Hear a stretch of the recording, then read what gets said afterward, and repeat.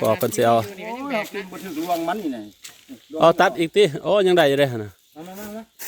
มาพอได้หูว่าถ่ายหูไปก้อนหอมแล้วนี่เดินทางเข้ามาเดินทางต่อ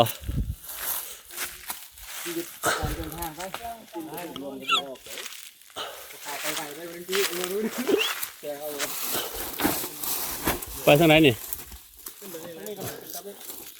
ไปทางนี้เมื่อไหร่วะถึงลองเบิร์อันนี้สิทางนี้ก็สิได้อยู่หรอกได้ขนาดครับ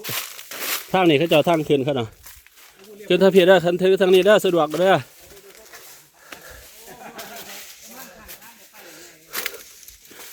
โอ้แถวนี้มีแต่ต้นไทร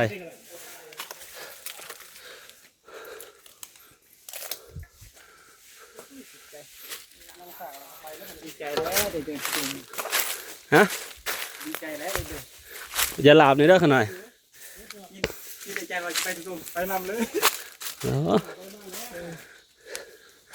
สุดนี่ไฟก็ยังมาได้ขนาดแต่คันบอกค่าเฮ็ดพาสปอร์ตเฮ็ดสิมาหลายกว่านี้ขนาดเนี่ยเขาจะเฮ็ดพาสปอร์ตสิไปพม่าว่ามีไม่ออกคนเป็นเจ้าภาพนะ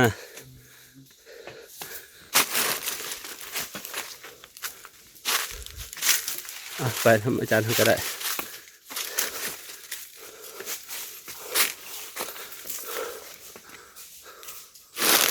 โอ้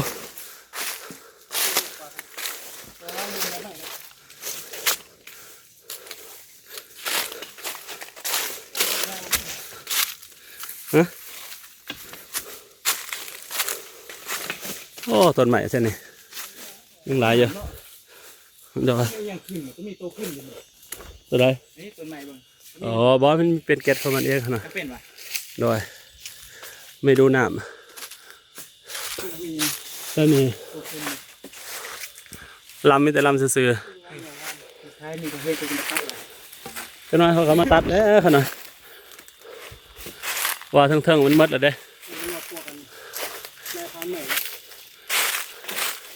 ถึงไม่พันใหม่ถึงไม่พันปลาเนาะนี่ว่าไม่บ่สำคัญไม่บ่เป็นราคาเลยเขาก็เลยพาเขาทั้งเขายังหาได้เยอะ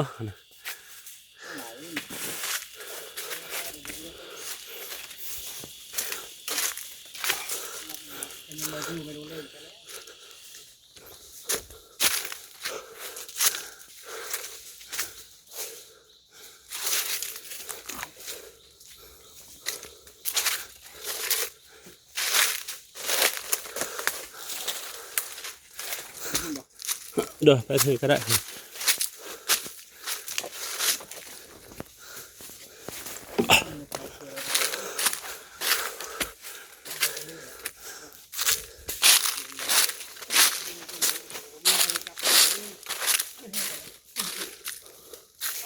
เรื่องนี้มันจะเป็นพลาน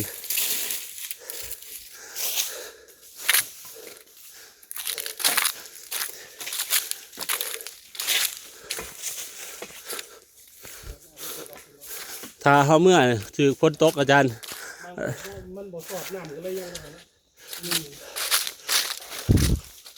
น้ำเนาะมันจำที่ไง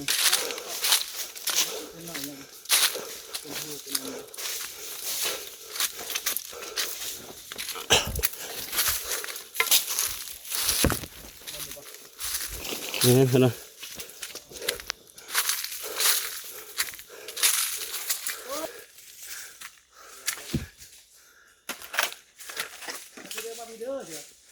ท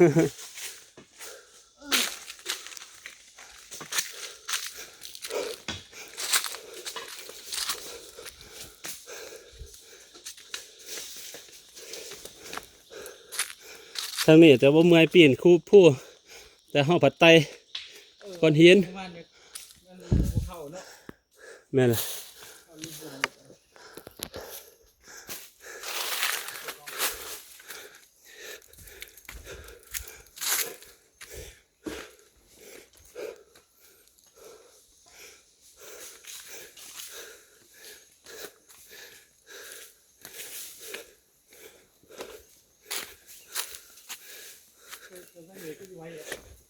ไว้รอนะ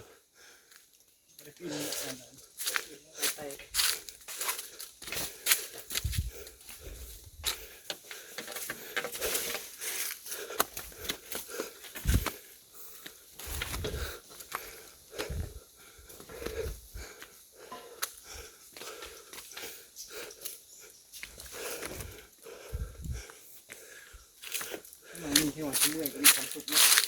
ฮะ ตัวอย่างเมื่อยก็มีความสุข เมื่อยกันสิแล้วขนาด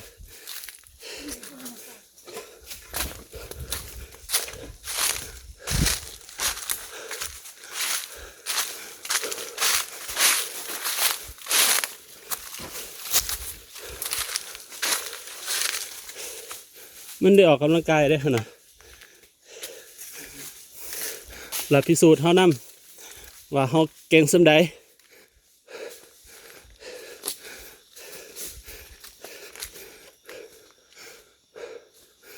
โอ้ไปเดี๋ยวป่าทุ่งอันนี้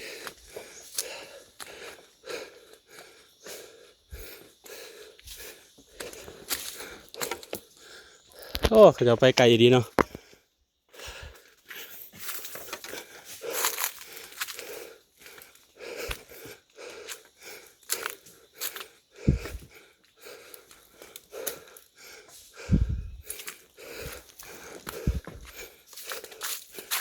เราอย่างคนที่มื่นหิน มือแน่อยู่ได้ขนาด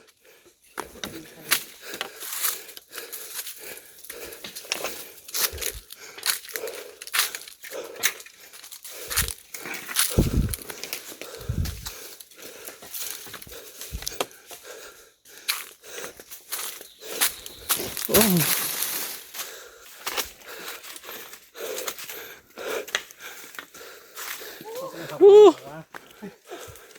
โอ้เขาจะจนดังไฟ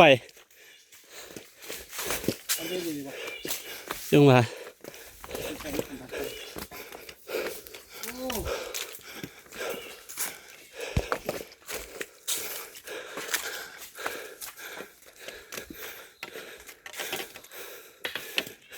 เป็นคนไหนโอ้ยอย่าขอวิ่งซักเลยไปป้าเลย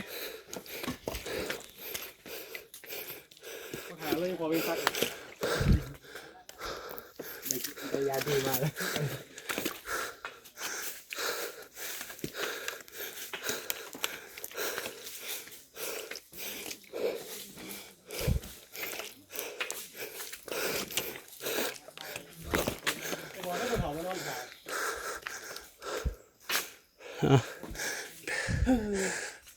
โอ้ทางมาเอากระปิดคลิปเพจนี้เนาะ